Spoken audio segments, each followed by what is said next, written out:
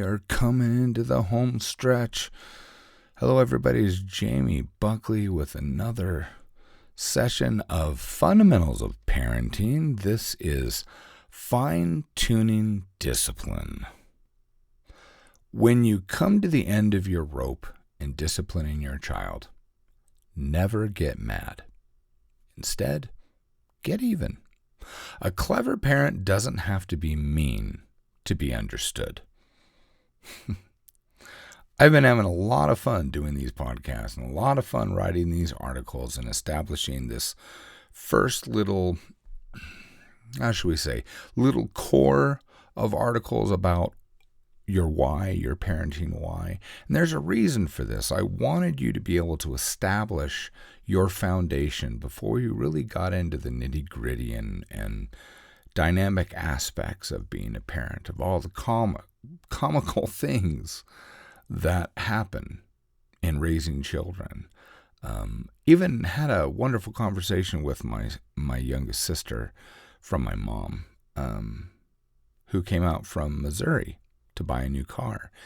And we spent the evening together, and she had been talking about how she would love to talk about the things that go wrong in parenting. And she's a single mom right now. And I thought that was a wonderful idea. I said, if you'd like a platform, you should come and talk with me because I'll give you a platform. Heck, I'll give you a podcast. And she says, there's so many things that are out there saying that, the rules and trying to shine a light on the way parenting should be. And I hope I don't come across that way myself. Because it's not my job to tell you what to do. You're the parent. This is your family. These are your children. I'm just trying to give you another perspective. I'm trying to show you what I've done and what works and why I have found that it works so that you can adapt it to whatever it is that you're doing yourself. You as a parent is what I support. You trying to do the best you can and to be the very best you can be is what I'm after. I just want to help. And if you want me out of the way, don't listen to the podcast. Don't come to the website. But if you want a friend that is going to stand shoulder to shoulder, even though we do things differently, that's what's cool. The more we interact, I've had people teach me things, point out and give me unique perspectives that have dynamically changed the way that I've done things. And I appreciate that. None of us know everything. So I want you to know that this particular topic, discipline, I know it usually rubs people raw. So I want to approach this as clear as I can and as carefully as I can. Again, I'm not trying to get into your business. I'm just trying to give you a perspective. So I want to ask you, what comes to your mind when you think of the word discipline? Do you think of punishment? Maybe restrictions? Maybe how you had spankings or timeouts when you were a kid? That's usually what comes to my mind. But if you look in the dictionary, you'll find this. It says discipline is the practice of training people to obey rules or a code of behavior using punishment to correct disobedience. Now, did you catch that? The practice of training people, all right? And that's what I'd like to focus on because this isn't about pain or inflicting things on our children. This is about teaching them and training them, showing them the why in life so that they can enjoy their lives more fully and interact with others in positive ways. Remember, I've mentioned this before. We are trying to change. Let me clarify. Let me back up. I shouldn't say it that way. I, as a parent in my family, I am striving. I'm sharing with you. So I shouldn't say that we are striving because that's presumptuous. I am striving to train my children in such a way that people in society don't hate them. It really is as simple as that. I want them to be deep thinking, self-correcting, good, strong, productive members of society. That's what I want for them. And I want that for them, and I want that for you. I want my children, I'm hoping that my children are going to be the type of individuals to change this world to a better place, that they will contribute in such a way that it makes improvements in where they have influence.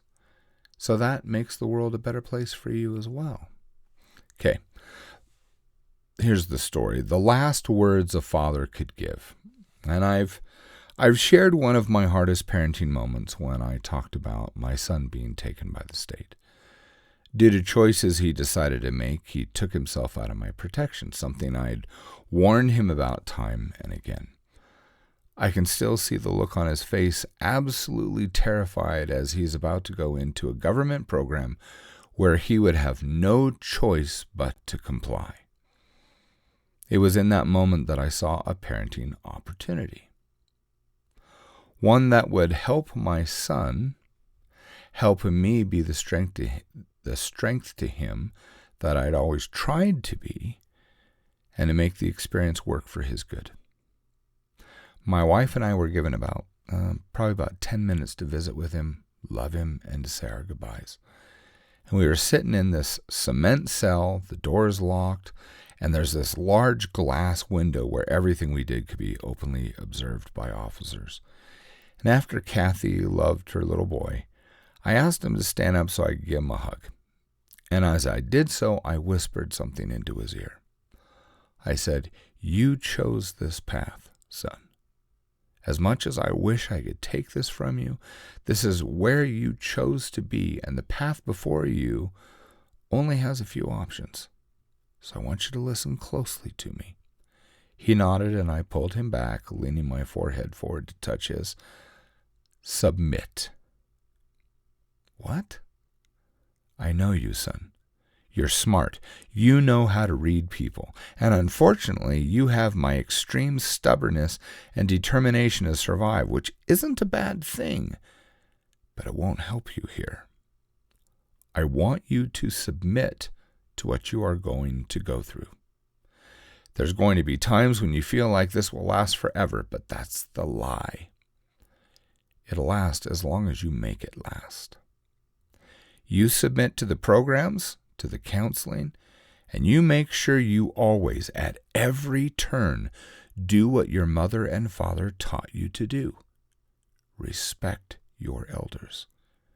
Use your manners, and do not, I repeat, do not try to figure out how to play the game. You submit and go through the process. Learn what they want to teach you.